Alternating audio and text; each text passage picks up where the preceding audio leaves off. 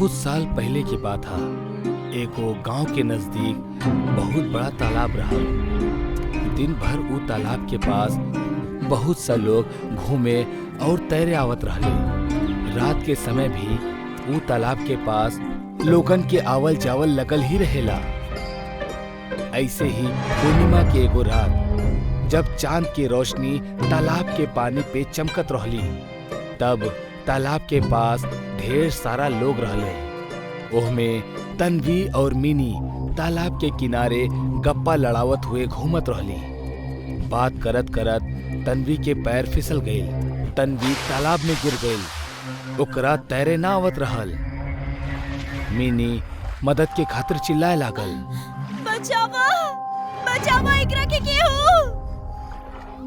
हो बचावा, एकरा तैरे ना आवेला।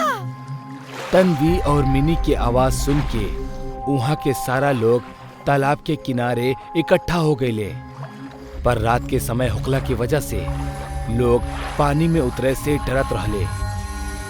तन्वी डूबे लगली। सब लोग सिर्फ देखत रहले। तन्वी पानी में से गुस्सा से बोले लगली, आज हमरा बचावे से इनकार कर रहल बाड़ा। ठीक बा, बाकी एगो बात याद रखिया, मरे के बाद जौन केहू के परछाई तालाब के पानी में गिरी, ओकरा के भी पानी में अपन जान देवे के होई। तन्वी जोर से चिल्लाब शुरू कर देलस और ओके आसपास पानी के एगो भंवर तैयार होके लागल। लोग डर के मारे पीछे हटे लगले। वो भंवर तन्वी के अंदर खींच लेलस और पानी शांत हो गई। लोग का भइल ई जाने के खातिर धीरे धीरे तालाब की तरफ बढ़े लगले। इतने में ही तालाब से चिल्लाए के आवाज आई, याद रखिया, परछाई। सारा लोग डर के गांव भागेले और ऊ रात से तालाब के नजदीक सारा लोग आवल जावल बंद कर देले। वो घटना के बाद तालाब के सारा रौनक चल गई और ऊ एगो भूतिया जगह बन गई। ऊ तालाब के थोड़ा दूर से गांव जाए के एगो कच्चा रास्ता रहल। लोग वहां से भी गुजरे से डरत रहले।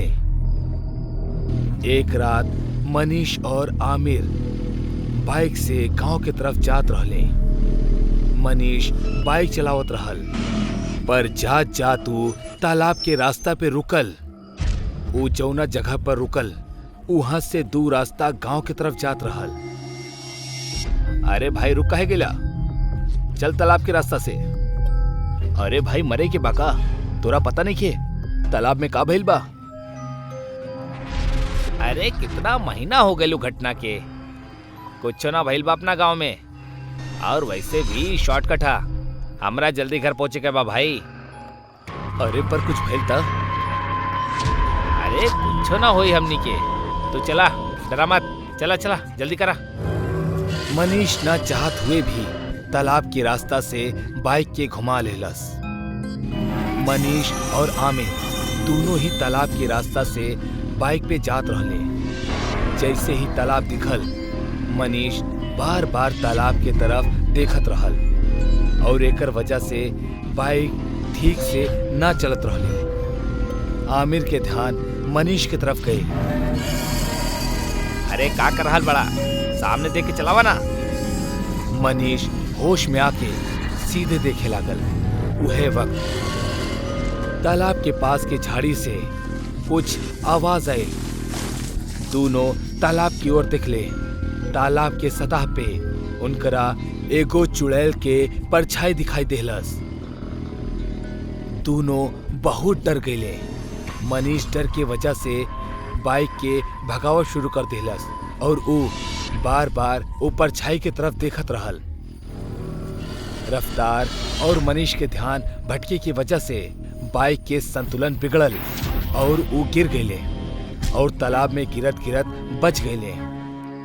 दोनों ही तालाब के किनारे पे आके रुक गए और उनकर परछाई पानी के ऊपर पड़ल।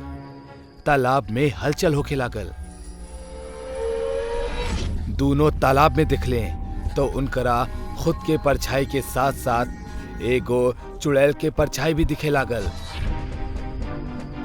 दोनों डर के भागे के खातिर उठले, पर उनकर परछाई वही जे तालाब में जम गईल। दोनों ही जान बचा के भागे लगले।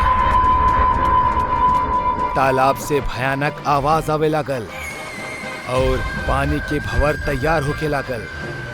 दोनों भागत भागत रुक गए और पीछे मुड़ के देखे लगले। एगो चुड़ैल के परछाई भंवर में खड़ा होके दोनों हाथ में आमिर और मनीष के परछाई पकड़े रहली। वो परछाई जोर जोर से हंसत रहली। वो जैसे ही हाथ में पकड़ल दोनों परछाई के पानी में पटकलन। ओकर तुरंत बाद आमिर और मनीष हवा में उछलले और जोर से नीचे गिर गए। दोनों चिल्लाए लगले। हम कहले रहनी ना, अगर केहू के परछाई ये तालाब में गिरल तो ओकरा अपन जान देवे के होई। अब तू दोनों तैयार हो जा अपन जान देवे खातिर। आमिर डरत डरत हिम्मत करके कहलस, हमनी अच्छी तरह से तैरे आवेला, तू हमरा के ना डुबा सकेलू। तहरा से के कहलस कि तोहार पूरा शरीर पानी में डूबी? मतलब? चुड़ैल चिल्ला के भयानक तरीका से हंसे लागल। चुड़ैल परछाई के फिर से उठौलस और उनका शरीर से सिर के उखाड़ के पानी में फेंक देलस। ओकर साथ ही आमिर और मनीष के सिर भी पानी में आके गिर गई। सिर के बाद वो दोनों हाथ और दोनों पैर उखाड़ के पानी में फेंक देलस।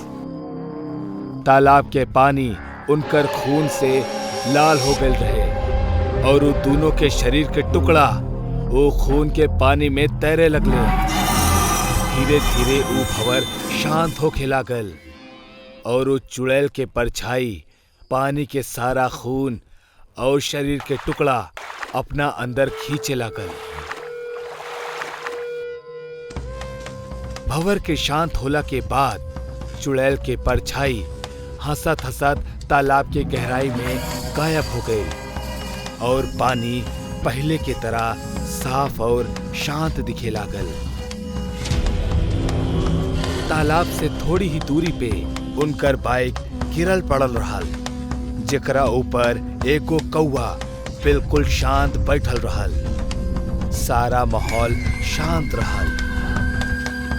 अचानक तालाब में से चुड़ैल के परछाई के दो हाथ आए और वो बाइक के हवा में उठौलस और गांव के तरफ फेंक देलस। ओकर बाद वो हाथ फिर से तालाब में गायब हो गई। वो हाथ के वजह से वो कौवा डर गई और उड़त उड़त उस जोर से कांव कांव करे लागल। उड़त हुए वो तालाब के ऊपर से उड़ल और ओकर परछाई वो तालाब में कैद हो गई। तालाब में फिर से हलचल शुरू हो गई और धीरे धीरे चुड़ैल के हंसे के आवाज आने लगा।